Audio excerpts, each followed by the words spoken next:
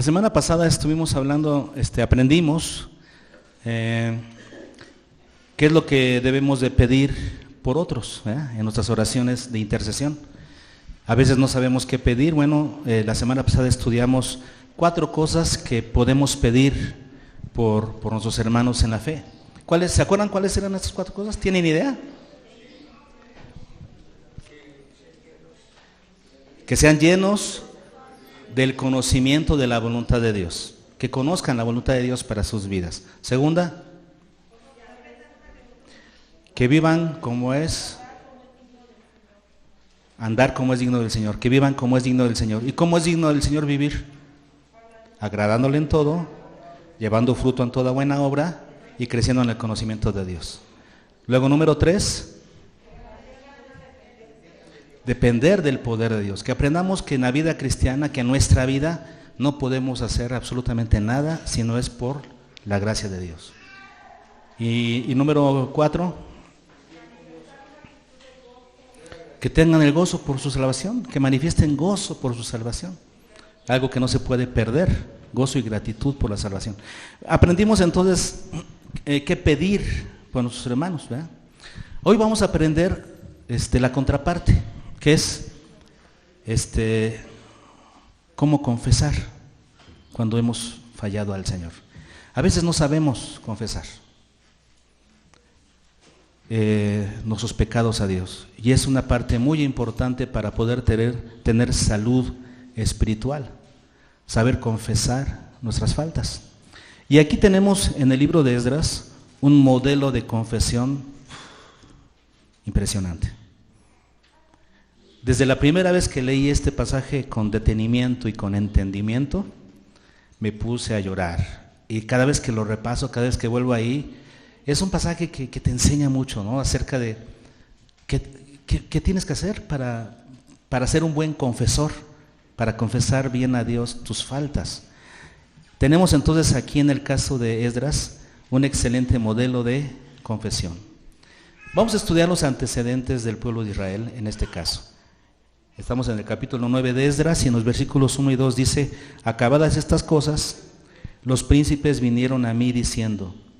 Entonces vinieron algunos príncipes, algunos líderes del pueblo, vinieron con Esdras y le dijeron: el pueblo de Israel y los sacerdotes y levitas no se han separado de los pueblos de las tierras, de los cananeos, heteos, fereceos, jebuseos, amonitas, moabitas, egipcios y amorreos, y hacen conforme a sus abominaciones.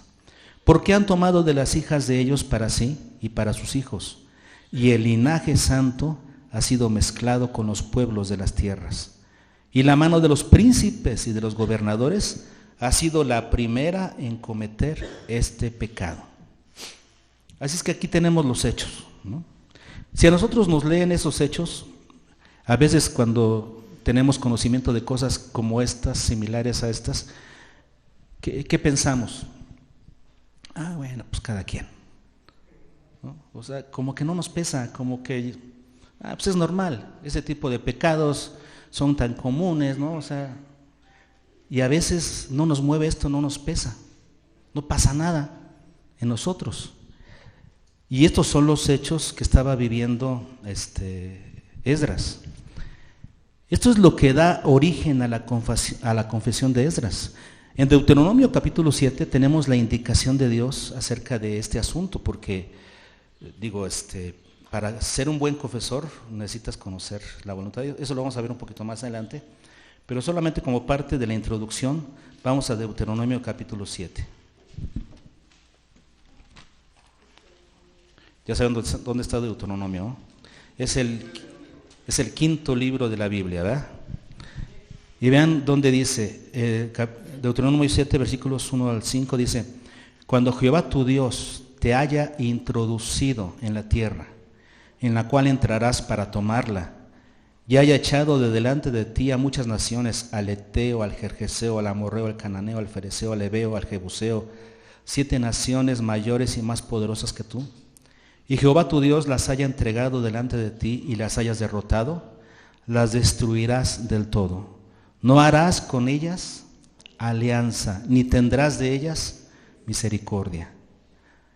y no emparentarás con ellas. No darás tu hija a su hijo, ni tomarás a su hija para tu hijo, porque desviará a tu hijo de en pos de mí, y servirán a dioses ajenos. Y el furor de Jehová se encenderá sobre vosotros, y te destruirá pronto. Mas así habéis de hacer con ellos sus altares destruiréis, y quebraréis sus estatuas, y destruiréis sus imágenes de acera, y quemaréis sus esculturas en el fuego. Dios se los dijo desde Deuteronomio. Y aquí ya habían pasado muchos años, ¿y qué sucede? El pueblo vuelve a caer en esta situación. Entonces, ante este conocimiento de Esdras,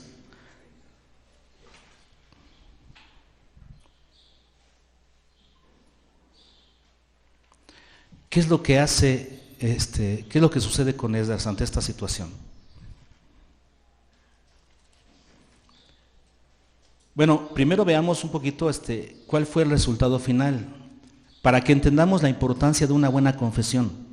Después de que Esdras escucha esta mala noticia, Esdras confiesa, y después de hacer toda su confesión, que vamos a estudiar ahorita en el capítulo 9, vean los resultados en el pueblo. Me gustaría que viéramos esto para que nos animáramos después a aprender a hacer una buena confesión, porque los resultados son tremendos. En el capítulo 10, versículos 1 y 2, dice, mientras oraba Esdras, o sea, mientras estaba orando en confesión, y hacía confesión, llorando y postrándose delante de la casa de Dios, fíjense lo que sucedió. Se juntó a él una muy grande multitud de Israel, hombres, mujeres y niños, y lloraba el pueblo amargamente. ¿Qué es lo que hizo que este pueblo cambiara de actitud? De tener indiferencia hacia la voluntad de Dios, ahora a llorar amargamente por lo que habían hecho. ¿Qué los hizo cambiar de actitud? ¿No? Esto es lo que vale la pena notar, ¿no? Porque ¿para qué sirve la confesión? La confesión puede mover el corazón de Dios en un momento dado, cuando se refiere a una confesión personal. Pero aquí estamos hablando de una confesión de un hombre a favor de su pueblo. Cuando tú ves un pecado que se está dando en tu pueblo, por ejemplo, en nuestra iglesia, ¿qué necesitamos hacer para que la gente que tenía indiferencia hacia un pecado, que no lo entendía en la plenitud, en la magnitud de su daño, ¿no?, a la iglesia? ¿Qué es lo que hace que alguien pase de la indiferencia a llorar amargamente por su pecado? Una buena confesión. La clave está en la confesión. Cuando alguien realiza una confesión de este tamaño, y es lo que vamos a estudiar hoy, la confesión de Esdras, que es el que movió esto en la gente, porque es la gente cuando lo vio a él, cómo estaba postrado y cómo estaba, lo que estaba diciendo es que la gente se comenzó a juntar, ¿verdad?, y comenzó a llorar junto con él. Así es que estudiemos esto, ¿no?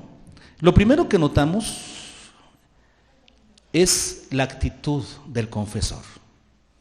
La actitud de Esdras cuando escucha la condición del pueblo. Cuando escucha que el pueblo, ¿cuál era el pecado del pueblo? Según dice aquí, el pueblo de Israel y los sacerdotes y los levitas no se han separado de los pueblos de la tierra. O sea, no hay santidad.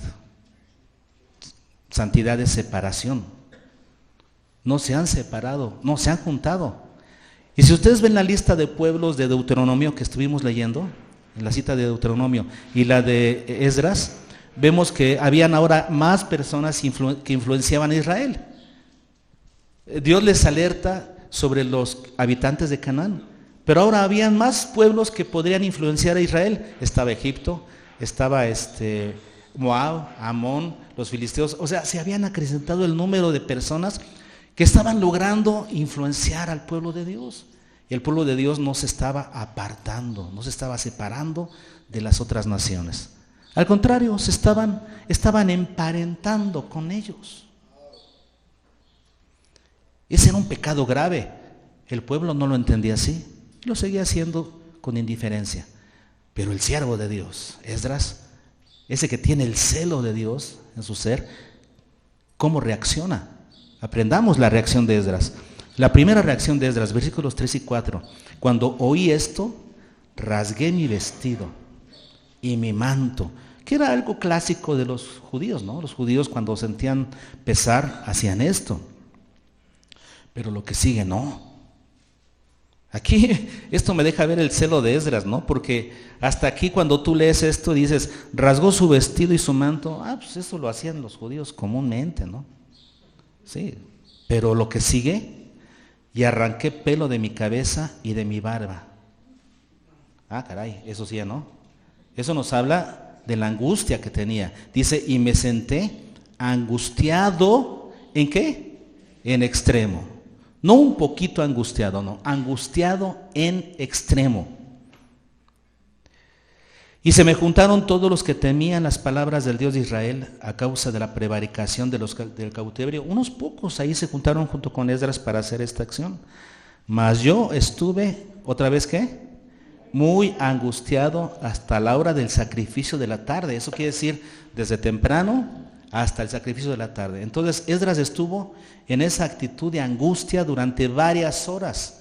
No es que lloró 1 minuto o 3 o 5 y ya se levantó y bueno, pues ya ni modo. No, estuvo angustiado durante varias horas hasta el sacrificio de la tarde. Le pegó. En su celo por el Señor le pegó esta situación. Entonces, angustia. Estuvo en esa condición por horas. Siguiente. En el versículo 5 dice, y a la hora del sacrificio de la tarde, o sea, después de pasar varias horas en angustia, y quiero enfatizar esto de angustia, porque ¿cuándo se angustia uno? Porque esa palabra es fuerte. ¿Cuándo se angustian? Por ejemplo, hay una enfermedad grave en la familia o cercana, o la delincuencia, el peligro.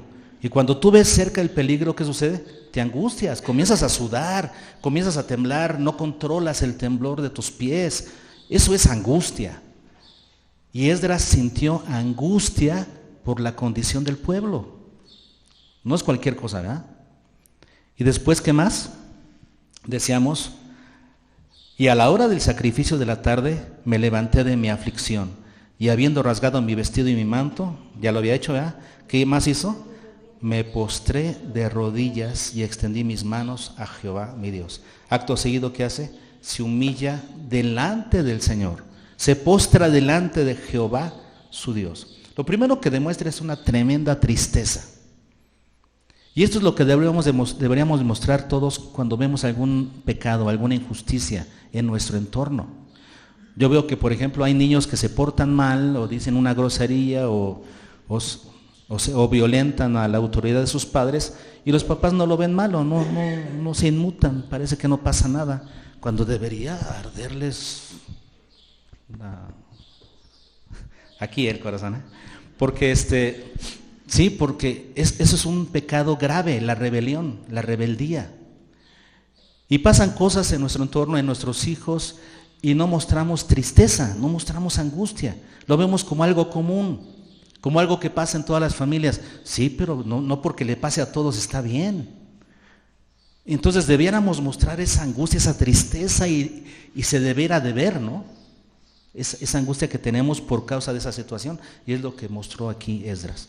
Y después de eso, de esa tristeza y ese dolor, ahora viene a buscar a Dios. Ahora sí, impregnado de esa actitud, ¿no?, de angustia, ahora se levanta, ahora se arrodilla y comienza a levantar sus manos y a clamar a Dios. Comienza a humillarse delante de Dios. ¿Qué sigue? ¿Qué otra actitud demuestra Esdras? Versículo 6. Y dije, Dios mío, confuso y avergonzado estoy. Es más, estoy tan avergonzado que no puedo ni levantar mi rostro ante ti, Dios mío. Ese tipo de tristeza, ¿no? En la que tú estás agachado delante de Dios y no puedes levantar tu rostro. No eres como el fariseo que ora a Dios, Señor, gracias porque no me hiciste como uno de estos. No, es la oración del otro, ¿no? Del publicano que no podía ni levantar la mirada y le decía, Señor, sé propicio a mí, pecador. Eso es, ¿no? ¿Y qué hace aquí Esdras? Dice que está confuso. Eso quiere decir, esto se escapa de mi control, Señor, no puedo hacer nada, estoy confuso, ¿qué hago? ¿Qué hago? El pueblo está así, por más que hemos enseñado, ¿qué hago ahora? Estoy confuso, no sé qué hacer. Y estoy avergonzado, ni siquiera puedo levantar mi mirada delante de ti, Señor. Estoy avergonzado por la condición de mi pueblo. Esa es una actitud bárbara que demuestra este siervo de Dios. ¿Por qué se siente avergonzado? Pues vean ustedes, el versículo 6 dice, porque nuestras iniquidades se han multiplicado sobre nuestra cabeza, ¿sí? Se han multiplicado sobre nuestra cabeza. ¿Y qué más sigue diciendo? Y nuestros delitos han crecido hasta el cielo. Sí, él no dice, hemos pecado poquito, Señor, es que te hemos fallado poquito, es que es insignificante, somos más o menos buenos. No, él reconoce el pecado, ¿no? La calidad del pecado delante de Dios. El pecado es muy malo y él dice, se han multiplicado nuestras iniquidades y nuestros delitos han crecido hasta el cielo. En otras palabras, lo que demuestra Esdras es empatía con Dios. Porque Esdras no fue aquí el que pecó, ¿eh? Recuerden que él no estaba pecando, pero demuestra empatía para con el pueblo delante de Dios, ¿no? Porque está haciendo una oración, y si ustedes leen la oración, en todo momento se incluye y dice, nosotros hemos pecado. Una actitud de empatía. Él no es el juez que dice, esto, Señor. No, porque entonces diría, Señor, a estos que han pecado, elimínalos, destrúyelos, que caiga fuego y los destruya en este momento. No, pero esa no es la actitud del confesor. El confesor se incluye y dice, Señor, hemos pecado. Nuestras iniquidades, nuestros delitos han crecido hasta el cielo. Nuestros. Qué empatía de este siervo. Este es el modelo de cómo ser un buen confesor. Entonces, tener la actitud correcta es muy importante. Que te angustie el pecado, que te humilles delante de Dios, que tengas confusión y vergüenza delante de Dios y que manifiestes empatía con el pueblo. Te incluyas junto con el pueblo. ¿Ok? Aquí eso es la actitud. Ahora, sigamos adelante. Una vez que Esdras tiene la actitud correcta delante de Dios y en medio del pueblo, fíjense, la actitud correcta delante de Dios y en medio del pueblo, porque si Esdras tiene buena actitud delante de Dios, pero no para con el pueblo, no puede ser un confesor. Aquí Esdras tiene una buena actitud delante de Dios, de humillación y de empatía con el pueblo. Entonces Esdras tiene la actitud correcta para ser un confesor, para confesar los pecados. Ahora, vamos a ver algunas cosas que un buen confesor debe conocer para hacerlo, para poder hacer un buen acto de confesión. 3 cosas que alguien que va a confesar debe, ¿qué? Conocer, debe conocer. ¿Listos? Lo primero que debe conocer un buen confesor, debe conocer todos los hechos pecaminosos, llamarlos por nombre, ¿sí? Conocer los hechos pecaminosos. Vamos a verlo en el versículo 6. Bueno, ahí él dice, porque nuestras iniquidades se han multiplicado sobre nuestra cabeza. Se han multiplicado sobre nuestra cabeza. Y cuando yo estaba leyendo esto, nuestras iniquidades se han multiplicado sobre nuestra cabeza, yo me acordé de algo, de una lectura que hice en Levítico, de cuando alguien pecaba y traía su animalito para presentarlo ante el sacerdote, para que ese animalito fuera sacrificado en lugar del pecador. Y recuerdo que el ofensor, que el pecador, traía el animalito y enseguida ponía su mano sobre la cabeza. Y las iniquidades del pecador se tornaban hacia el animalito inocente, sobre la cabeza. Y me imaginé eso, ¿no? Porque aquí dice, Esdras, nuestras iniquidades se han multiplicado sobre nuestra cabeza. Es ser consciente, ¿no? Del pecado. Recuerden que después de eso el animalito era degollado, porque estaba llevando los pecados del ofensor. En otras palabras, es reconocer mi pecado y lo que merezco por haber pecado. Es lo que me hace sentir a mí esto. Ahora, nuestros delitos han crecido hasta el cielo.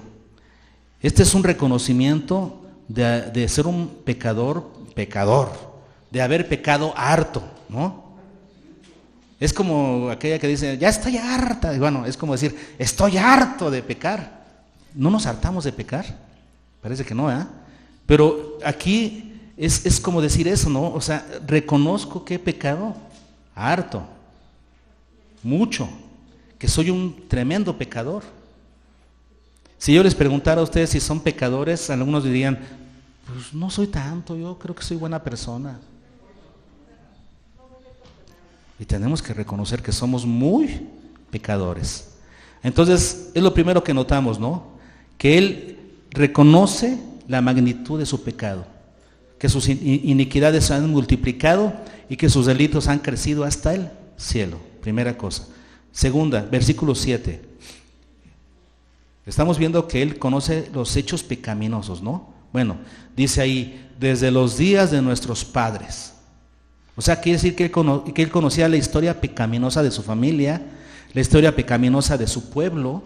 Él la conocía. Y nosotros también, porque tenemos la Biblia. Conocemos la historia pecaminosa de Israel. Ahora la pregunta es, ¿conocemos la nuestra? ¿Conocemos nuestra historia pecaminosa? Pero vean lo que sigue diciendo.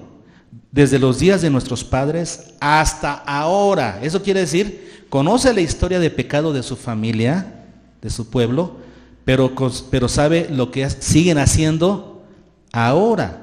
Porque si no, no se incluiría, ¿no? Y les echaré la culpa a los padres. Eso es lo que hacen en la doctrina de las maldiciones generacionales.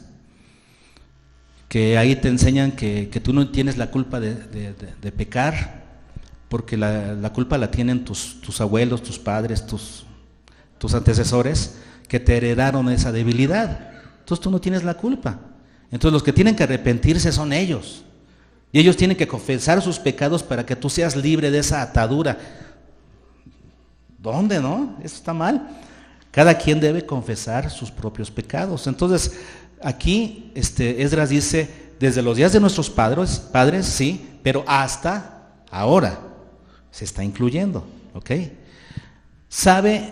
sabe que esa desobediencia fue la que los llevó al cautiverio.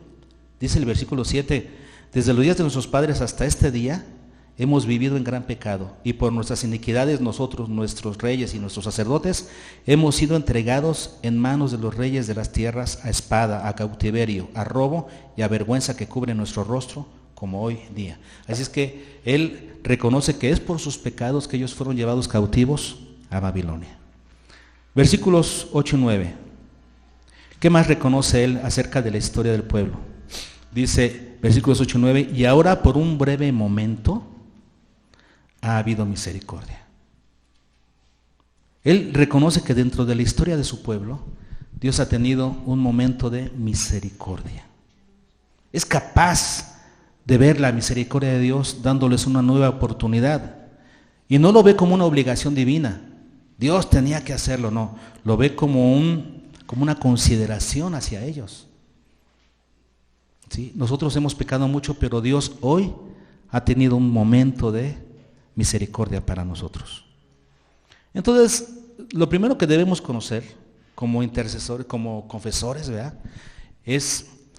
Debemos conocer la historia pecaminosa de nuestra familia, de nuestra ciudad, de nuestra iglesia, reconocerlo y confesarlo. Y desde la historia hasta el presente. Tener conocimiento del pecado. Eso quiere decir nombrarlo, conocerlo por nombre, ¿sí? Reconocer el pecado por nombre. Y conocer no solamente los hechos, sino la gravedad del pecado. ¿Ok? Es lo primero que un buen confesor debe saber. La historia pecaminosa y la gravedad del pecado. ¿Hasta aquí bien? Segunda cosa que debe conocer un confesor. Debe conocer la palabra de Dios. Un buen confesor debe conocer la palabra de Dios, lo que la Biblia dice al respecto. Vean lo que dice el versículo 10.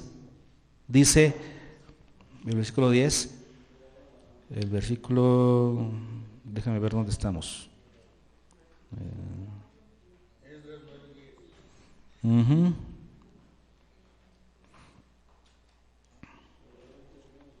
Y dice, porque siervos somos, déjame pongo mis lentes. El 10. Pero ahora, ¿qué diremos, oh Dios nuestro, después de esto? Porque nosotros hemos dejado tus mandamientos. Entonces él reconoce que el pueblo ha dejado los mandamientos del Señor. Ahora, ¿cuáles? Es ahí donde entra el conocimiento que debe tener el confesor de los mandamientos de Dios. Debe tener un conocimiento muy bueno. ¿Qué es lo que debe conocer acerca de los mandamientos? En primer lugar, el trasfondo, lo que está detrás del mandamiento. Vean ustedes el versículo 11. Dice el 11, los mandamientos que prescribiste por medio de tus siervos los profetas, diciendo, ¿cuál es el fondo, el trasfondo del mandamiento que Dios dio? La tierra a la cual entráis para poseerla, tierra inmunda es a causa de la inmundicia de los pueblos de aquellas regiones, por las abominaciones de que la han llenado de uno a otro extremo con su inmundicia. Ese es el antecedente, este no es el mandamiento, este es el antecedente del mandamiento, lo que está antes. Esta es la razón del mandamiento, ¿sí? ¿Cuál es la razón? Que la tierra que iban a poseer el pueblo de Dios estaba contaminada por las acciones de las naciones que ahí vivían.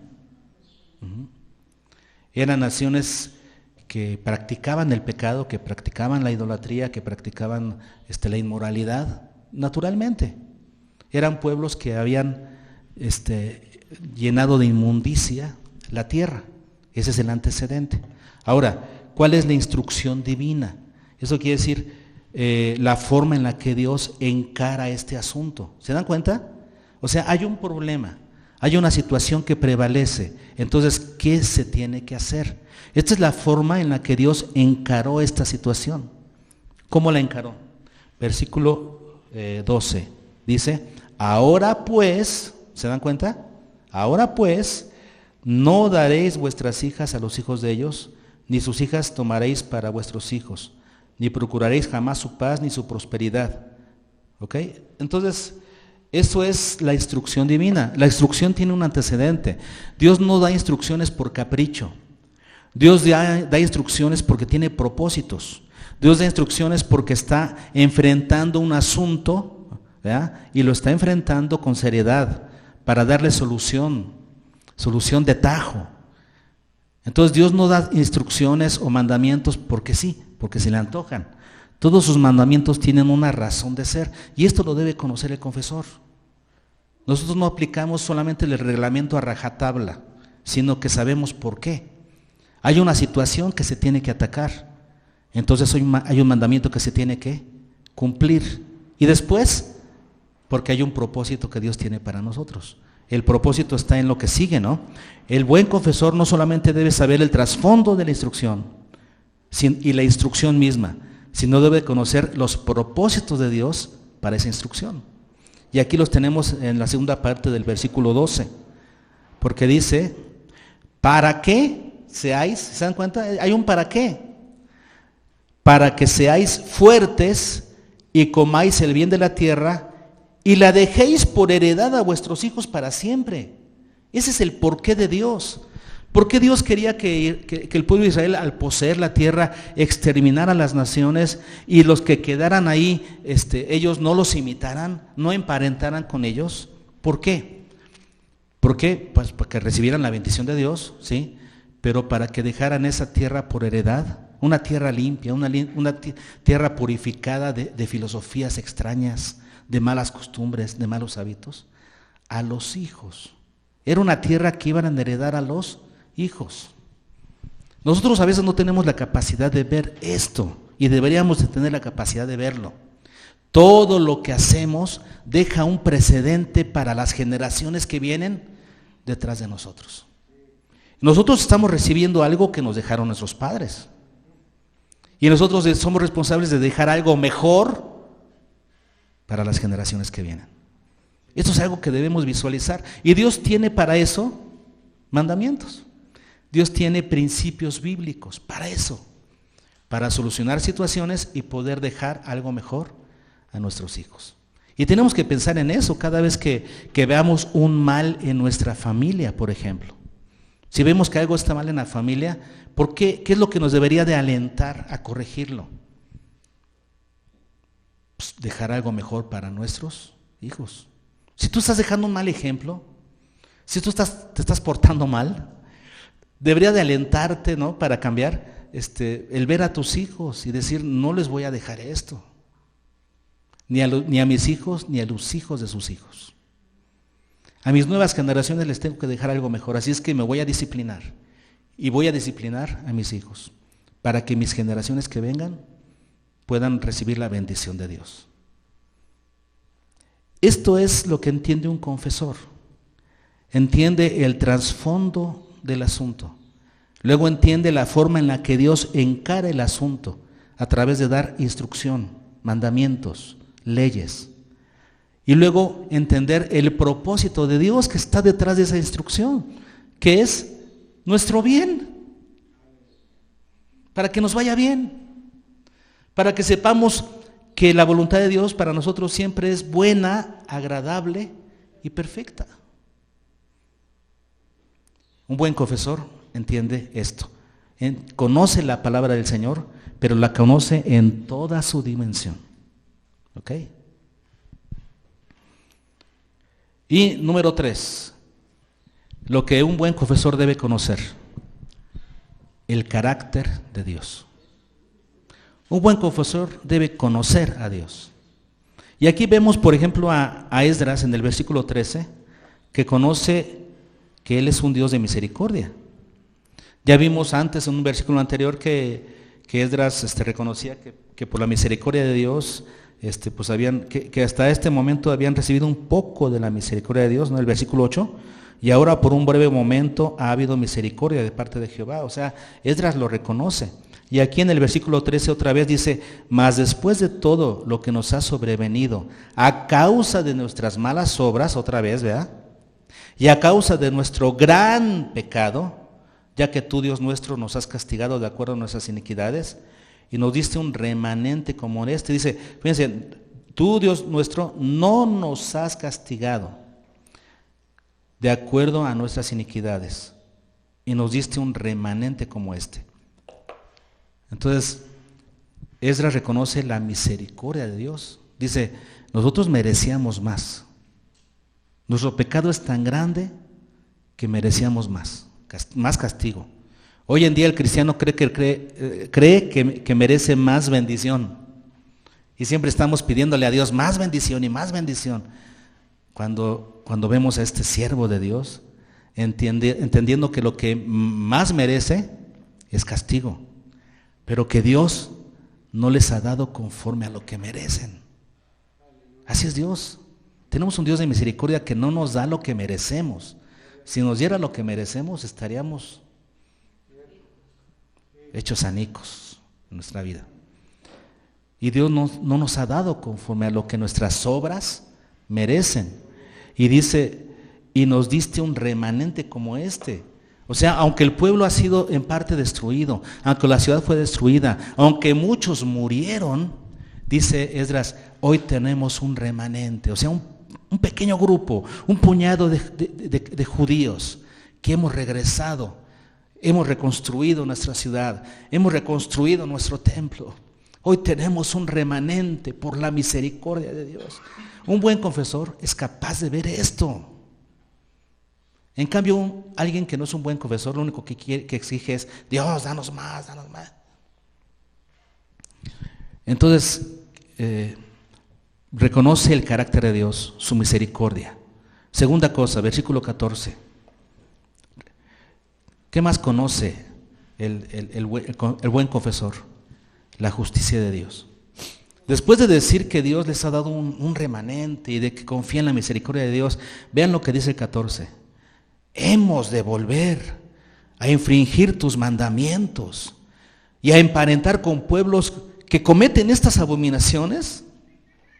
¿No te indignarías contra nosotros hasta consumirnos? Digo, ahorita nos has dejado un remanente, pero si nosotros persistimos en emparentar con estas naciones, Señor, ¿no te indignarás y nos consumirás sin que quedara remanente ni quien escape? Ahorita ha escapado un remanente, aquí estamos. Pero si permanecemos en esto, Señor, ¿no te indignarás y nos consumirás? Este es tener un sentido de la justicia de Dios. Sí, Dios es misericordioso, pero también es justo. Es un Dios temible, santo y temible. Cantamos hace un momento: santo y temible es tu nombre. Y a veces eso como que se nos escapa. Queremos solamente un Dios de misericordia, pero no lo equilibramos con el Dios de justicia. Tenemos un Dios que es justicia, y cuidado con fallarle. Y luego, ¿qué más? Versículo 15, lo cual nos habla de su santidad. Oh Jehová, Dios de Israel, tú eres justo, puesto que hemos quedado un remanente que ha escapado, como en este día. Henos aquí delante de ti en nuestros delitos, porque no es posible estar en tu presencia a causa de esto. Fíjense lo que entiende Esdras: no es posible estar en tu presencia. En esta condición en la que estamos, no es posible. Ni siquiera podemos levantar nuestra mirada ante ti, Señor. No es posible. Eso es tener un sentido de la santidad de Dios. Si estamos en pecado, no podemos tener una buena relación con Dios. No se puede. Y volvemos a esa condición en la que nos encontrábamos sin Cristo, ¿no? Como con pleito con Dios. ¿Qué dice Romanos 5? Que ahora tenemos paz para con Dios. Y luego volvemos a estar en guerra porque nuestros pecados hacen separación entre Dios y nosotros. Un buen confesor conoce el carácter de Dios. Sabe que es misericordioso, pero también sabe que es justo, sabe que es santo.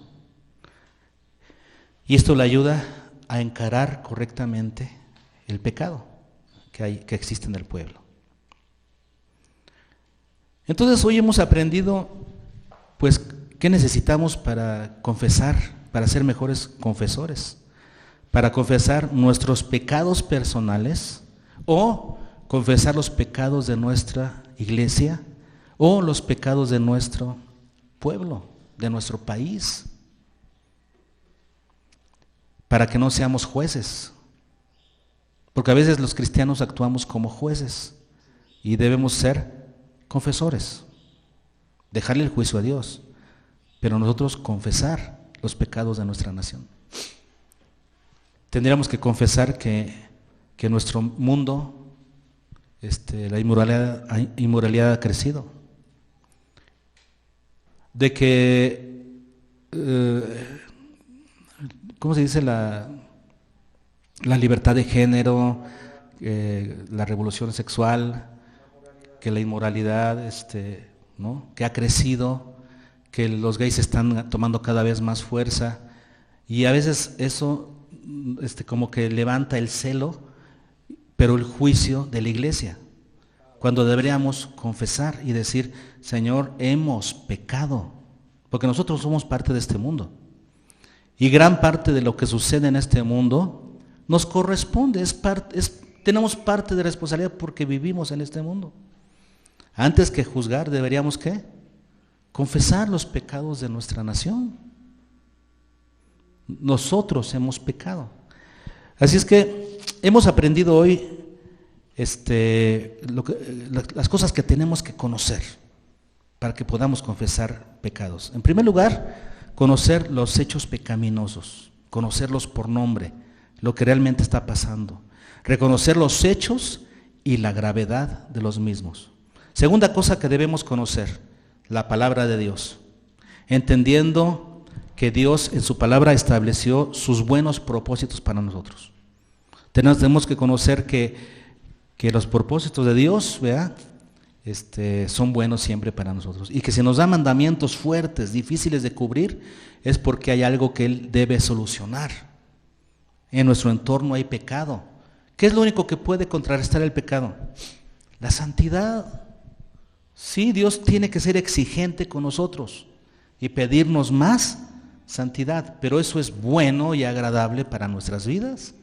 Nos beneficia a nosotros. Si Dios es exigente, sí, pero es un beneficio para nosotros. Así es que debemos conocer la palabra de Dios. Y tercera cosa que debemos conocer, el carácter de Dios. Dios tiene un carácter perfecto, equilibrado. Tenemos que conocer el carácter de Dios. Pero algo muy importante para ser un buen confesor, además de conocer esto, el buen confesor debe tener la actitud correcta.